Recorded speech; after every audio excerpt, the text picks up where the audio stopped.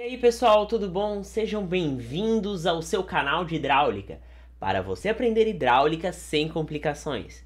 Já de antemão, peço que vocês deem um like nesse vídeo, se inscrevam no canal, ativem o sininho de notificações e comentem aqui embaixo se vocês têm alguma dúvida ou se vocês querem que eu resolva alguma questão.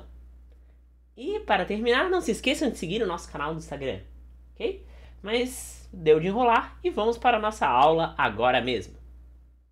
Então, para começar a aula de hoje, nós vamos falar sobre medição de pressão. Porque na aula anterior, nós falamos muito sobre pressão. Que pressão é fundamental para entender o escoamento de condutos forçados. Então, na aula de hoje, nós vamos estudar como fazer a medição dessas pressões no escoamento, ok? Os principais aparelhos medidores de pressão que nós utilizamos em hidráulica são três, principalmente dois: o manômetro de Bourdon, o manômetro em U e também o piezômetro, mas a gente vai utilizar principalmente o manômetro de Bourdon e o manômetro em U. Tá, o que é cada um desses, professor? Vamos com calma. Vamos começar com o manômetro de Bourdon, que é o mais fácil. Vamos do mais fácil para o mais difícil. O manômetro de Bourdon é um aparelho metálico, né, que faz a leitura direta da pressão em um ponto. Ou seja, é uma espécie de reloginho. Esse reloginho é engatado na tubulação, em um ponto da tubulação. O ponteiro vai girar até um certo ponto. Esse ponto vai indicar a pressão efetiva naquele ponto da tubulação. Pressão efetiva, professor? Sim, em hidráulica a gente geralmente trabalha com carga de pressão efetiva e pressão efetiva. Então, os reloginhos já estão calibrados para medir a pressão efetiva. Qual a unidade? Metros de coluna d'água e milímetros de mercúrio, ok? Tá, professor, o que é milímetro de mercúrio? MCA eu já entendi na aula passada, mas milímetro de mercúrio, o que é isso?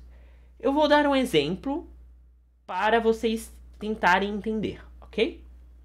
Então, vamos por exemplo. Nós temos uma tubulação e em um ponto do escoamento foi medida uma pressão efetiva, né, de 368 milímetros de mercúrio. Qual é a carga de pressão nesse ponto? Então vamos pensar, nós temos um tubo, esse tubo foi ligado ao nosso manômetro de Bourdon, ou seja, o nosso reloginho, e o ponteiro acusou 368 milímetros de mercúrio. Ok?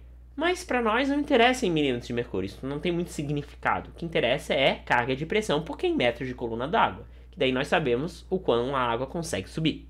Então, vamos pegar um caderno e fazer a nossa solução. O que é pressão em milímetros de mercúrio? É uma pressão equivalente a uma pressão gerada por uma coluna de mercúrio de tamanho 368 milímetros. Não entendi, professor. Como assim? Pensem assim. Uma coluna de mercúrio, o mercúrio é um fluido, ele gera uma pressão, que depende somente da altura daquele líquido, da natureza daquele líquido. Essa pressão de 368 milímetros de mercúrio é a mesma daquele ponto do escoamento, gerada por outros fatores. Tá, ainda não entendi. Lembrem de metros de coluna d'água, a carga de pressão. Vocês entenderam que se você mergulhar 10 metros de profundidade numa piscina, a carga de pressão efetiva vai ser de 10 metros de coluna d'água. Por quê? Porque é uma carga de pressão gerada por uma coluna de água de 10 metros. Aqui é a mesma coisa. Nós temos uma pressão naquele ponto de escoamento que é como se fosse gerada por uma coluna de mercúrio de 368 milímetros. Entendi. E daí? O que fazemos com isso? Vamos pensar. 368 milímetros de mercúrio é uma coluna de fluido. Como calculamos a pressão de uma coluna de fluido? Aplicando a lei de Stevin. Ok? Então, a lei de Stevin indica que a pressão é igual a ρ do líquido que gera aquela pressão, a gravidade e a altura do líquido que gera aquela pressão. Então, a gente está pegando uma pressão equivalente a 368 milímetros de mercúrio. Então, o nosso ρ, a nossa massa específica, é o mercúrio, porque o líquido da coluna é o mercúrio. O nosso G é a gravidade e o H é a altura de mercúrio que está gerando aquela pressão. Qual a altura de mercúrio? 368 milímetros. Ok? Mais uma coisa. Quando a gente trabalha com fórmula, A menos que seja uma fórmula empírica experimental, nós utilizamos unidades do sistema internacional. Qual a unidade de massa específica? Quilograma por metro cúbico. E a massa específica do mercúrio é 13.600. A gravidade é 9,81 metros por segundo ao quadrado. E a altura, como está no sistema internacional, tem que ser em metros. Ou seja, 368 milímetros é 0,368 metros. Fazendo esse cálculo, nós temos que a pressão naquele ponto é de 49.097 Pascal. Okay? Mas isso ainda é abstrato. Por isso que a gente converte para carga de pressão. Como que a gente converte para carga de pressão? Nós pegamos a pressão e dividimos pelo peso específico da água, para gerar uma pressão em metros de coluna d'água. Okay? Então a pressão é 49.097 e o gama da água é ρ da água vezes G, ou seja, 1.000 vezes 9,81, que é 9.810. Fazendo essa divisão, nós temos que a carga de pressão naquele ponto é de 5 metros de coluna d'água. O que isso significa? Significa que uma coluna de mercúrio de 368 milímetros gera a mesma pressão que uma coluna de água de 5 metros. Olha a diferença. Por que isso, professor? Porque a massa específica do mercúrio é 13.600. A massa específica da água é 1.000. A massa específica do mercúrio é muito maior. Então o mercúrio é muito mais compacto. Ele é muito mais denso. Tá bom? Vamos para o nosso próximo aparelho, que é o piezômetro. Os piezômetros, eles são utilizados muito em outras áreas, principalmente na engenharia civil, como topografia, materiais de construção, mecânica dos solos. Mas em hidráulica a gente utiliza para outras coisas. Esse aparelho vertical que é colocado num ponto da tubulação e ele mede a carga de pressão naquele ponto. Mas como ele mede a carga de pressão? Então vamos lá. Nós temos uma tubulação horizontal, nós colocamos um piezômetro no meio dessa tubulação. Não é muito prático, né? Por isso que os piezômetros não são muito utilizados em hidráulica, né? Então, o que acontece? Nesse ponto do escoamento tem uma pressão. Por quê? Porque a tubulação está totalmente preenchida por água. Então, nesse ponto tem uma pressão. O que acontece se eu pressiono um tubo? Aqui, né? A água vai subir. Da mesma forma que esse ponto está sofrendo uma pressão. E então a água vai subir. Mas vai subir quanto? Igual a carga de pressão efetiva naquele ponto. Então, se a água subiu 1 metro, se eu olho o pesômetro e vi que a água subiu 1 metro, significa que a carga de pressão no ponto é de 1 metro de coluna d'água. Olha como essa unidade é prática, novamente. Tá, professor, por quê? Da mesma forma que eu expliquei na aula passada do escoamento, mas vamos pensar assim. Esse ponto tem 1 metro de coluna de água acima dele. Então, a carga de pressão acima dele é 1 metro de coluna d'água. Então, agora vamos para o nosso último aparelho, que é os manômetros em U. Os manômetros em U, eles medem a diferença de pressão entre dois pontos de uma tubulação. Ok? Ou entre um ponto e a atmosfera. Dá também para tu usar um manômetro em U para medir a pressão em um ponto. Basta a outra extremidade do manômetro em U estar ligada à atmosfera. E a gente utiliza um fluido manométrico, que é o que eu falei anteriormente. Normalmente mercúrio ou clorofórmio. Então tá, nós temos aqui uma tubulação. Essa tubulação tem um escoamento, ela tem um sentido de escoamento, e uma pressão diferente em cada ponto. Se a tubulação é horizontal, a pressão vai caindo no sentido de escoamento devido ao atrito com as paredes, o atrito interno, essas outras coisas que nós vamos estudar ainda. Então nós pegamos um manômetro e engatamos em dois pontos diferentes da tubulação. Esse manômetro é preenchido por água, no caso, né, porque a gente está medindo a pressão da água, e por um fluido manométrico, que pode ser mercúrio e clorofórmio. Agora olhe o que acontece aqui. Aqui temos uma pressão, ok? No ponto seguinte nós temos outra pressão. Essa pressão é uma força, ela vai empurrar o fluido manométrico. Do outro lado também tem uma força que vai empurrar o fluido manométrico. E forma uma espécie de cabo de guerra ao contrário, né? Em vez de puxar, empurrando. A pressão inicial, que é a pressão em U, é maior do que a pressão final por conta das perdas. Então a pressão em U é mais forte do que a pressão em 2. Então a pressão em U vai empurrar mais o fluido manométrico para cima da pressão 2. Por isso que ocorre essa voltinha aqui. Por isso que ocorre essa diferença de altura. E como é que medimos a diferença de pressão nisso? Basicamente, nós pensamos nessa diferencinha de altura. Mas cada manômetro em U é um caso. Temos que avaliar situação a situação. Se vocês quiserem, eu faço mais exemplos aqui para vocês, ok? Mas eu vou dar um exemplo mais fácil. Não se atente a fórmulas. Atente-se à minha interpretação para aplicar em outros casos. Exemplo. Nós temos um manômetro em U com clorofórmio. E esse manômetro foi ligado a uma tubulação e acusou uma diferença de altura de 200 milímetros no manômetro. Qual é a diferença de carga e de pressão entre os pontos? Então vamos lá. A nossa solução é aplicar sucessivas leis de Stevin. Como assim? Não entendi. Então vamos lá. Nós temos esse manômetro aqui, ok? Então, vamos pensar agora no fundo desse manômetro. Pense nesse fundo. O que nós entendemos?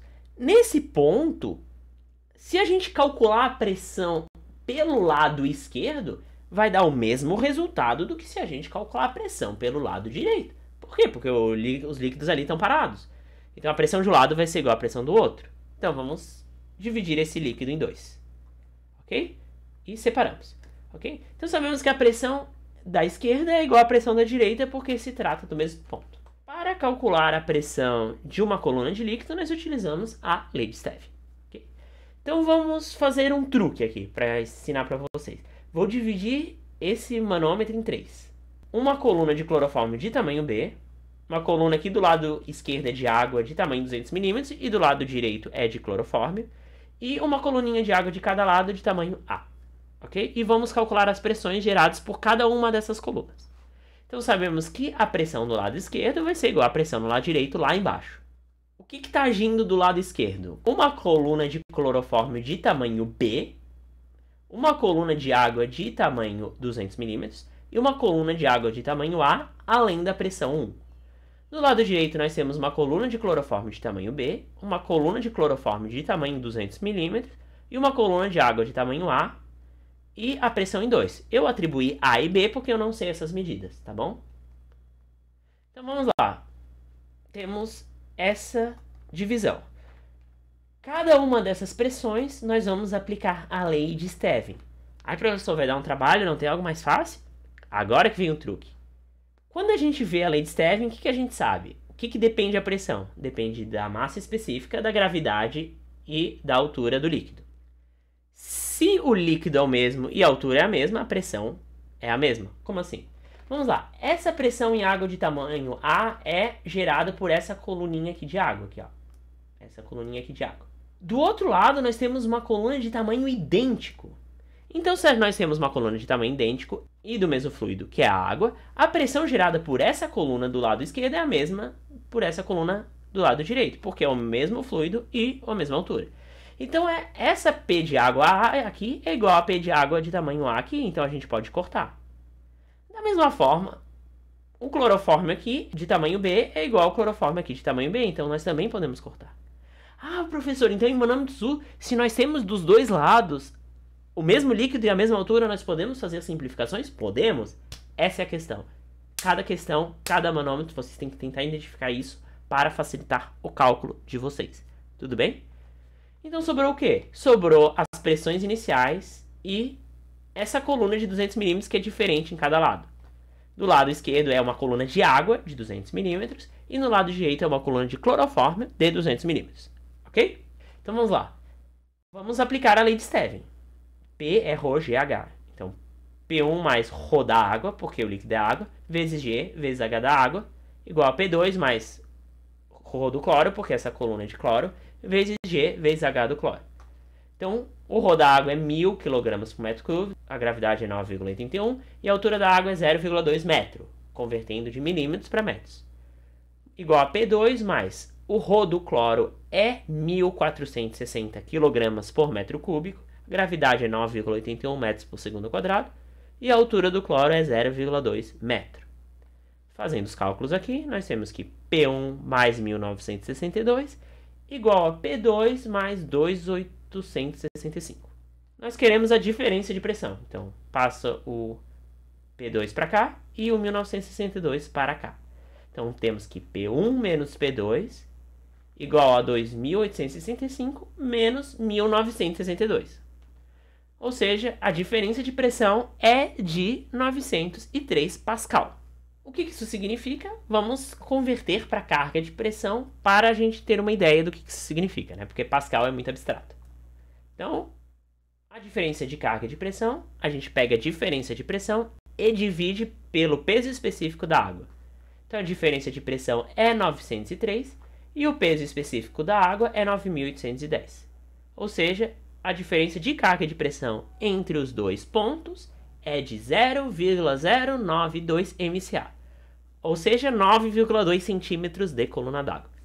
O que isso significa?